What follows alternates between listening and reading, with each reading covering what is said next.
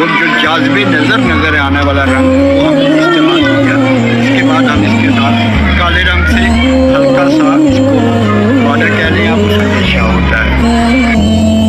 देखिए ऊपर इसी को हमने हल्का सा कम, जैसे मद होती है, यहाँ से हम थोड़ा सा मद की तरह हल्का सा कम देंगे और फिर इस मीन के निचले हिस्से की तरह यहाँ से भी हम कलम को मद ही की सूरत में नीचे लेके आएंगे।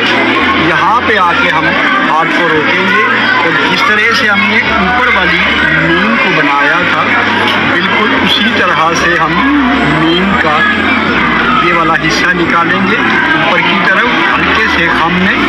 अब कलम का ऊपरी कोना जो है वो लफ्ज़ के निचले कोने के साथ मिलता हुआ ऊपर की तरफ जाएगा। तो यहाँ से हल्का सा अपने दाईं तरफ इसको लेके जाएंगे, जो कि यहाँ पे हल्का सा गोल करते हुए इसको नीचे की तरफ और फिर अपनी दाईं तरफ खींच के इसको यहाँ से हम रे की शक्ल में बनाएंगे।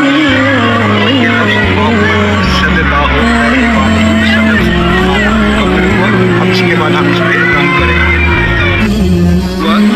ये जगह और ये जगह खाली हुई। अब यहाँ पे हमने एक हल्का सा नमूना बनाया, डिज़ाइन किया, प्रकार के साथ दायरे लगाए और उसके अंदर एक इसको किया।